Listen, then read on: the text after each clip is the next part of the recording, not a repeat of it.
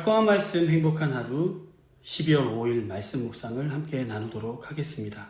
오늘 본문은 아모스서 2장 4절로 16절 말씀입니다. 여호와께서 이와 같이 말씀하시되 유다의 서너 가지 죄로 말미암아 내가 그 벌을 돌이키지 아니하리니 이는 그들이 여호와의 율법을 멸시하며 그 율례를 지키지 아니하고 그의 조상들이 따라가던 거짓 것에 미혹되었음이라.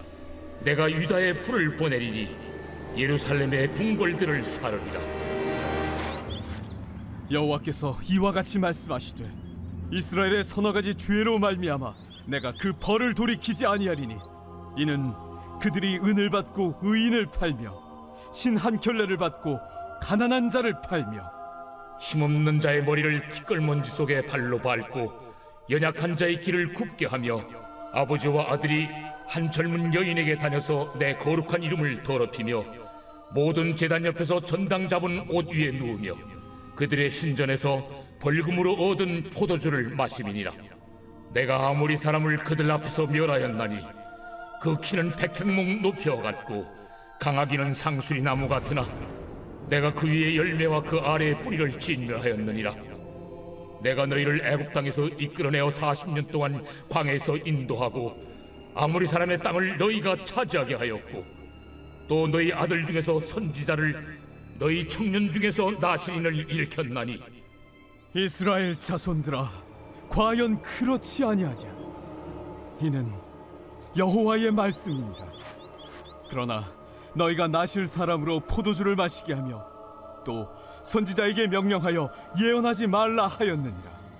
보라, 곡식단을 가득히 실은 수레가 흙을 누름같이 내가 너희를 누르리니 빨리 다름박질 하는 자도 도망할 수 없으며 강한 자도 자기 힘을 낼 수 없으며 용사도 자기 목숨을 구할 수 없으며 활을 가진 자도 설 수 없으며 발이 빠른 자도 피할 수 없으며 말 타는 자도 자기 목숨을 구할 수 없고 용사 가운데 그 마음이 굳센 자도 그날에는 벌거벗고 도망하리라. 아멘.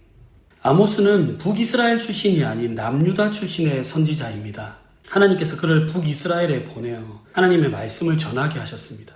아모스서 1장과 2장은 주변 이방 민족들에 대한 심판을 선포하면서 시작합니다.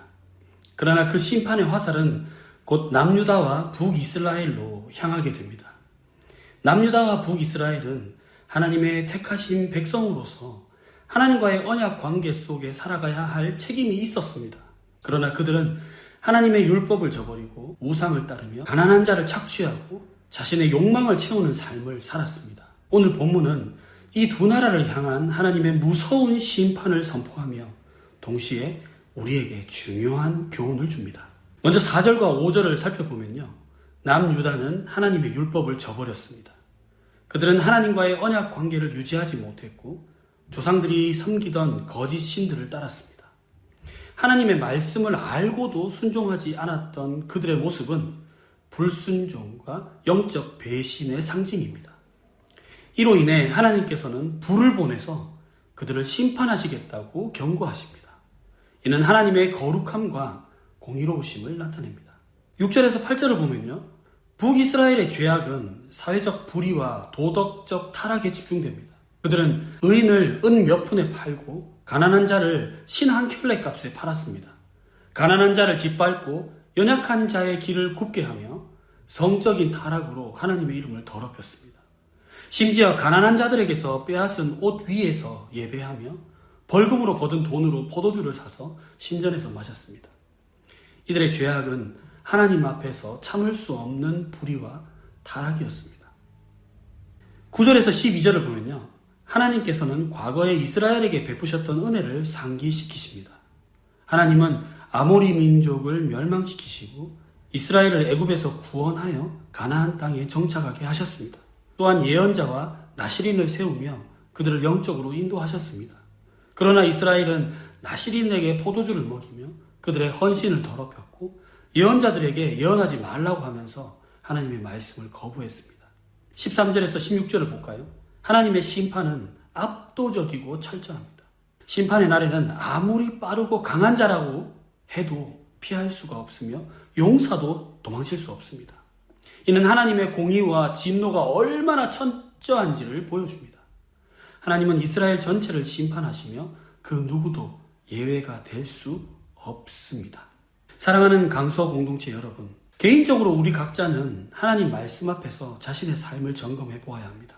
겉으로 드러나는 성공이나 번영이 아니라 내면의 영적 상태를 살펴야 합니다. 혹시 내가 하나님의 말씀을 저버리고 세상의 거짓 신들을 따르고 있지는 않는지 돌아봅시다.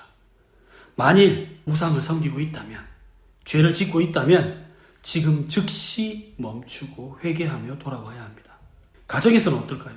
가정은 하나님께 드린 언약의 공동체입니다. 우리의 가정이 하나님의 말씀 위에 서 있는지 점검해 보면 좋을 것 같습니다. 하나님을 중심에 두고 말씀을 자녀들에게 가르치며 하나님께서 우리에게 주신 은혜를 기억하고 감사하는 가정이 되기를 다짐해 볼까요? 교회는요, 세상을 향해 하나님의 거룩함과 공의를 드러내야 합니다. 이웃을 사랑하고 약자를 돌보며 하나님의 정의를 실천하는 교회가 되어야 합니다. 교회가 물질주의나 세속적 가치관에 물들지 않도록 주의하며 하나님의 은혜를 나누는 공동체가 되기를 소망해 봅니다. 우리의 직장은 어떨까요? 우리가 하나님의 뜻을 실천할 수 있는 또 다른 삶의 장입니다. 직장에서의 윤리, 공의는 곧 하나님의 성품을 나타낼 수 있는 도구입니다. 가난한 자를 짓밟는 이러한 세상의 관행을 따르지 않고 정직과 공의를 실천함으로 하나님의 백성으로서 하나님의 영광을 나타내는 그런 저와 여러분이 됐으면 좋겠습니다. 하나님은 그분의 백성이 거룩함과 공의를 지키길 원하십니다. 남유다와 북이스라엘의 죄악과 그로 인한 심판은 오늘 우리에게 강력한 경고와 도전을 줍니다. 하나님의 은혜를 잊지 않고 말씀에 순종하며 공의와 사랑을 실천하는 삶을 살아가시기를 바랍니다. 우리 이렇게 선포합시다. 하나님의 은혜를 기억하며 공의와 사랑으로 거룩한 삶을 살아갑시다.